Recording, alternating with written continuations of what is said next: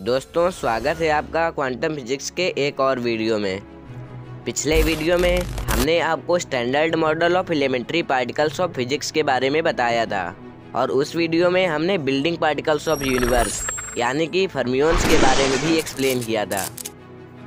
इसीलिए मैं आपसे अनुरोध करूंगा कि इस वीडियो को देखने से पहले आप वो वाला वीडियो ज़रूर देख लें, क्योंकि क्वांटम फिजिक्स को समझने के लिए हमें इसके बेसिक्स की जानकारी होना बेहद ही ज़रूरी है।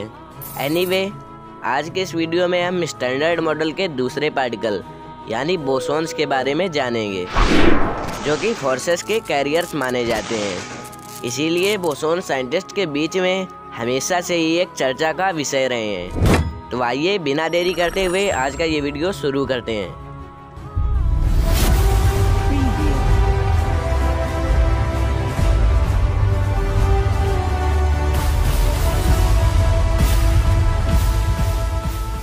बोसॉन पार्टिकल्स के बारे में जानने से पहले फर्मियोन्स के बारे में संक्षिप्त में समझ लेते हैं। फर्मियोन्स वो पार्टिकल्स होते हैं जो मैटर या एंटी मैटर का फॉर्मेशन करते हैं, और इस दुनिया में जितना भी मैटर या एंटी मैटर मौजूद है वो सारा इन फर्मियोन पार्टिकल से ही बना हुआ है। साथ ही साथ इनमें एक खासियत भी होती है कि ये कभी भी ओवरलैप नहीं हो सकते, यानी कि एक ही स्थान पर एक से अधिक फर्मियोन्स नहीं हो सकते। हो सकता है अब आप ये सोच रहे हो कि अगर इस यूनिवर्स के सारे मैटर को फर्मियोन्स ही बनाते हैं तो फिर बोसॉन पार्टिकल्स का इस यूनिवर्स में होना तो कोई मतलब ही नहीं बनाता है। अगर आप ऐसा सोचते हैं तो आप एक चीज़ भूल रहे हैं कि इस ब्रह्मांड में जितना महत्व मैटर का है उतना ही फोर्सेस का भी है। फोर्सेस की गैर मौजूदगी में कभी मैटर का निर्माण हो ही नहीं पाता, और यहीं पर आते हैं फोर्स यानी बल के संचालक यानी कि बोसॉन पार्टिकल्स।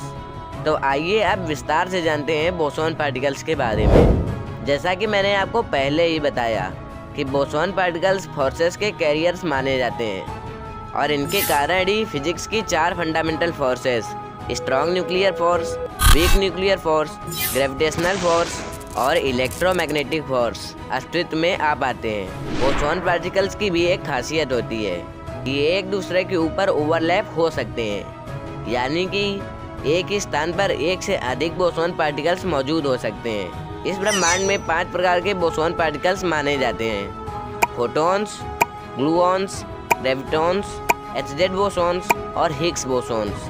खैर, हिग्स बोसॉन्स बाकी बोसॉन से हटकर होते हैं, क्योंकि ये किसी भी प्रकार के फोर्स के कैरियर के रूप में काम नहीं करते हैं। अभी के लिए आप बस ये समझ लीजिए कि मैटर को मास प्रदान करने वाली हिग्स फील्ड में आए डिस्टर्बेंस से ही हिग्स बोसॉन बनते हैं। एनीवेज, अब बात कर लेते हैं फोर्स कैरिंग बोसॉन्स के बारे में। जैसा कि आप सभी जानते ही होंगे कि इस ब्रह्मांड में 4 फंडामेंटल फोर्सेस मौजूद हैं, और इसीलिए चारों फंडामेंटल फोर्सेस के खुद के बोसॉन पार्टिकल्स मौजूद हैं जो कि उस फोर्स के कैरियर का काम करते हैं। तो आइए अब बारी बारी से इन अलग अलग फोर्सेस के बोसॉन्स के बारे में जानते हैं। हर एक फोर्स का उसका खुद का बोसॉन पार्टिकल होता है, जैसे कि इलेक्ट्रोमैग्नेटिक फोर्स का प्रोटॉन, स्ट्रॉन्ग न्यूक्लियर फोर्स का ग्लूऑन, वीक न्यूक्लियर फोर्स का एचजेड बोसॉन।